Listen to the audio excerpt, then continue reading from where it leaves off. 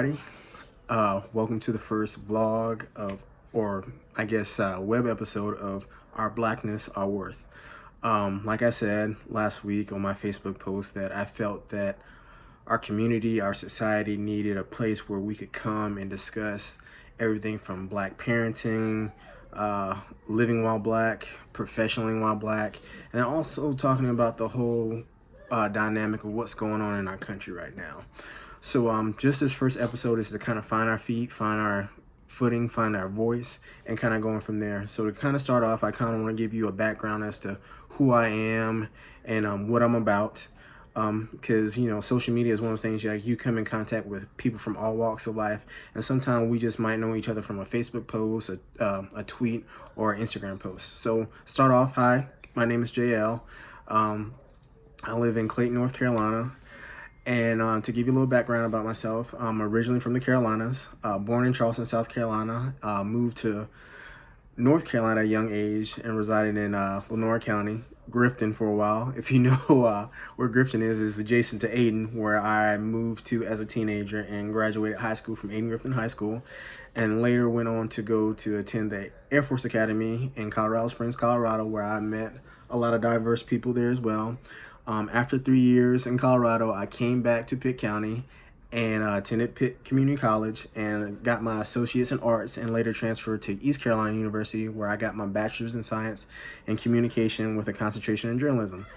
After graduating from ECU, I did a short stint at HR for Butterball Turkeys, where I was a video guy and I helped with HR videos. And then I started my true journalism career in Charleston, South Carolina, where I worked for the CBS and the NBC affiliates in Charleston, where I covered stories like the Walter Scott shooting and the Charleston 9 massacre. After about 2 years of covering local TV news in Charleston, I then became a Department of Defense contractor and moved to Doha, Qatar for about a year and a half, where I was a public affairs specialist, where I covered military stories. And then after living in Doha for about a year and a half, my wife and I discovered that we were having a bouncing baby boy, which meant I had to come back stateside, where I landed a PR job for about 8 months. Wasn't my cup of tea. And then I did a short summer camp stint where I was a photographer for a illustrious camp, Chestnut Lake Camp. So shout out to all my CLC people.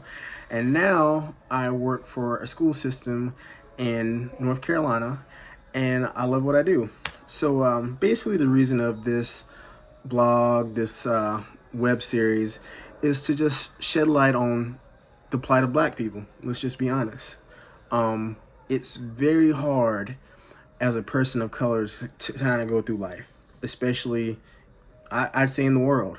I like to think of myself as a well-versed person, very culturally aware, socially conscious, and I can honestly say everywhere I go, Black people are treated differently. Sometimes that's good, sometimes that's bad. Just speaking from my own personal experience, even as a young child, I've always noticed that Black people have been treated differently. I can remember at a young age, my father, very Christ-like man, very deep-rooted in church. And if you know my father, he reminds you of Uncle Phil. Looks just like him, deep baritone voice like him, and has the same morals like he did. And I can remember him having a talk with me saying that I was going to grow up to be a large Black man. I was already born with 2 strikes. I was Black and I was a male. And the fact that I was going to be big pretty much gave me my 3rd strike, so I had no room for error. So I can always remember showing up to, your parent-teacher conferences at the beginning of the school year, and my dad having talks with white educators saying, if my son gives you any problems, don't hesitate to call me, and, I'll leave work if I have to correct that measure. And as a child looking back, I thought that was like, why doesn't he trust me? But the way he saw it as was, it was a way for him to correct my bad behavior and not them. Because if they corrected it, then I'd be put in the system. I'd be labeled as a bad child. But if he corrected it, they would just see him as an active parent in my life and that he was invested. So from there as a child in education, I always knew that I didn't want King James coming down to the schools and embarrassing me or tearing my behind up. So I always acted accordingly. And then another lesson he always taught me is that smart people get treated differently, but smart Black people get treated even more differently. So I can remember being in the academically gifted classes and being maybe one or two black kids in there and just trying to find your feet. And that's a very hard path to travel, I must admit.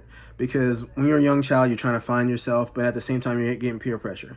So, being a smart black kid and not so influent area, all my black friends like, oh, you don't act black enough. And then my white friends like, they just didn't understand my blackness. So I always felt like I was straddling the line. So I've carried that throughout my life. So I've always had to kind of play the both sides of the field in a sense, but not in a bad way. So as I got older and I became socially aware and things like that, so anytime my white friends would do something, I'd have to ask myself, can I get away with that? Talking back to a teacher. I hate to say it, but it's not the same punishment. When a black kid talks back to a teacher, he's disrespectful, he's, disturbing the classroom. But if somebody who's Caucasian sometimes disrupts the classroom, they're labeled as, oh, they're just strong-willed, they're speaking their mind, they're voicing their opinion. So it was always kind of difficult like that. And as I got older and, I progressed in high school, you start to meet teachers who encourage that encourage you to speak your voice, to speak up when there are wrongs or when you feel like there's an injustice. I can tell you there's been a handful of teachers that I've come across who've really impacted my life. I can think back to my elementary school days. My music teacher, Miss Avery, she fought for me. My PE teacher, Miss Potter, she fought for me. My fourth grade teacher, Mrs. Smith, I met her at a very young age when I was in first grade, and I remember always wanting to be drafted into her class ever since I was in first grade. And when I got into there, she fostered this flame inside me to make me do better. When I got to middle school, I had some influential teachers. But I can truly say when I got to high school is when I met teachers that truly understood who I was as a person, and they sparked that flame. They ignited that passion in me to do better. One of them is, if you know me, you know I love Miss Dawn Everett. She was my journalism teacher my senior year, my AP English teacher in my junior year. And the type of relationship we had, she always pushed me to be a better human being, a better person. There would be times when I get in, heated discussions with my parents about education and how I wasn't motivated about certain things, and I'd go and vent to her.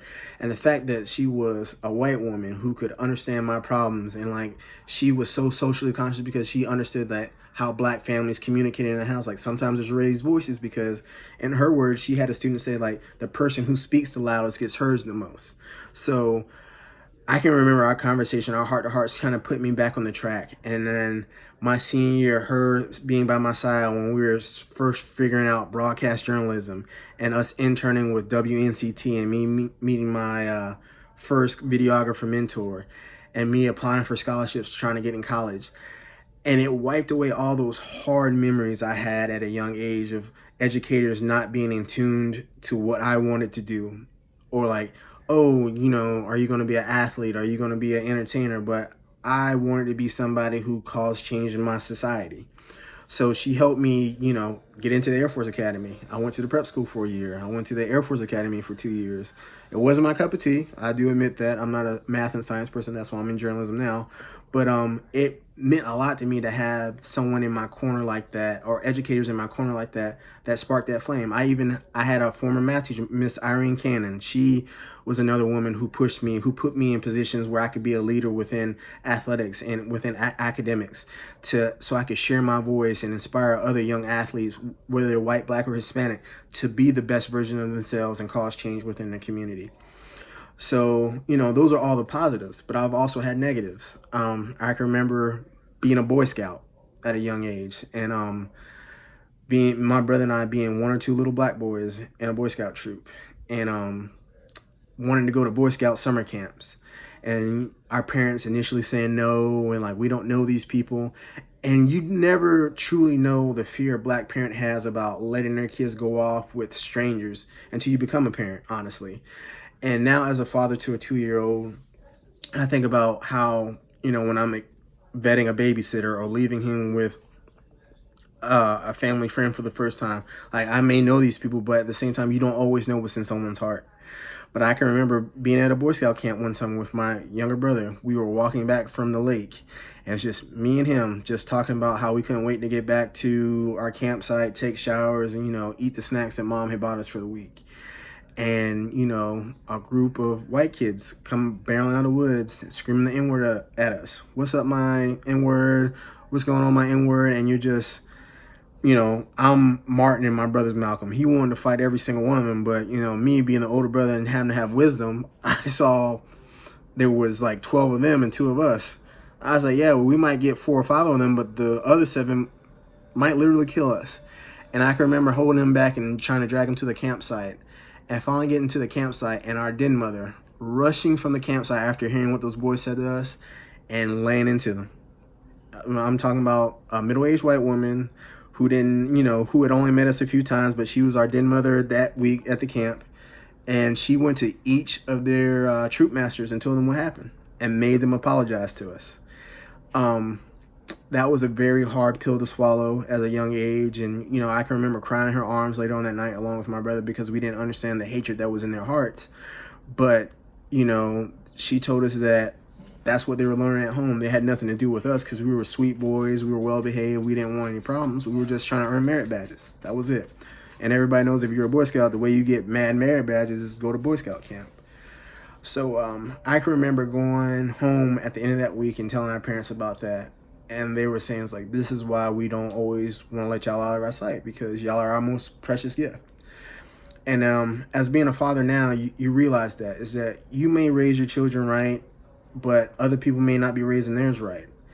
And so you constantly, as a black parent, have to be on the lookout for that, because not only are you parenting for yourself, you're parenting for the world, because there's no guarantee that your children or you will come back to your home safely that night. So, as we move forward, and I'm thinking about living while black, me personally, I've been able to navigate these waters pretty successfully. I've been blessed. I count that to a praying mother and father, praying wife, praying friends. I try not to lose my temper about things, and I use this phrase a lot. It's chestnut checkers. You have to be methodical about what you do in your life as a black person, not as a person in general, but even more so as a person of color. You can't always be swift to anger. You can't always say what's on your mind, because sometimes you get labeled as that angry black person, and that stigma will follow you. When they call your references, when they call your former employers, they're going to ask, like, well, what's his or her personality like? And sometimes that one moment of weakness or that one moment of passion turns into be something that lands you on the blacklist. I can think back to times when working in news, especially with like the Charleston 9 massacre, interviewing black people, and then having a producer in my ear asking you to pan to someone who's crying, or playing on the emotions of the black community and just feeling dirty about it sometimes. Being sent to murder scenes, and after something like after that event, and being fearing for your life, because not only are the black community are afraid, but so are police. They don't know who's out there. I mean, for a person to go into a church and shoot 9 people, that takes a lot of hatred in their heart. And then that puts a whole community on alert. That's police officers, that's, emergency personnel, that's media. And I can remember, because the Charleston 9 happened after the Walter Scott shooting. And I can remember every time going to a scene at night, turning on my video camera with the Fresnel light and saying, hey, this is JL with, WCBD or Live 5 News. You guys know me. And that's sad that I'm a black professional trying to cover news to shed light on the atrocities happening in the community. And that's the first thing that's coming to mind, is if I'm going to get shot because they mistake my camera as a gun, or I'm intimidating. Because I can't even remember my first TV station. I was working the morning shift, and I was late to work one morning. So I was speeding going across the Ravenel Bridge. And I knew I shouldn't have been, but anyway, if you're from Charleston, you go across Ravenel Bridge, it's like 60 on the bridge, and when you get into Mount Pleasant, it drops down to 45. And there's usually a cop sitting at the end of that bridge to get you. So it's 3 o'clock in the morning, and I blow by this cop doing 60. And if you know where Channel 2 is, it's right off the bridge. So I pull into the WCD parking lot because the cop hadn't put his lights on yet. And so I'm rushing to get into the building so I can help with the morning show. And this cop pulls up, whoop, whoop, He was like, sir, I need you to remain in the car. And I'm like, he's like, you know why I pulled you over? I was like, well, technically you didn't pull me over. I mean, I was already parked and in the parking lot. I mean, I don't know what you're getting at. He's like, I just need your license and registration or whatever. So I give my license and my registration. And he was asking why I was speeding. I told him I was like, oh, I'm late for the morning show. I have to get in and help set up and get my live shot up. So anyway, he lets me off with a warning. And before he leaves, he tells me, you know, just a heads up, next time don't get out of your car. You're a large man and I almost put my gun on you. At that moment, I didn't really realize like what was going on, but it triggers like, but what if I'd been a white man, been late to work and I got out of my car? Would he have still told me that? Or he would have been like, oh, next time just stay in your car. But questions like that, I was like, did he have some type of preconceived notions because I'm a large black man that I was more dangerous than my white or other non-black counterparts? So, you know, my life has been peppered with little things like that in hindsight, it makes you think about what's really going on in the world. So I feel like I'm rambling right now, but like I said, I've come in contact with racism, and I've also come in contact with some very beautiful people, and just to realize that we all have to do better. You know, black people, we have to be more vocal. Violence isn't always an answer, but sometimes passion is the answer. I will say that. We need to have dialogue, even if it's uncomfortable. This is uncomfortable right now because I feel like I'm just talking out my wazoo or whatever. And if you know me, I like to cuss, so I'm dialing back on that. So bear with me. So as you watch this, I ask you to take the time to speak with your friends, your family, from all walks of life.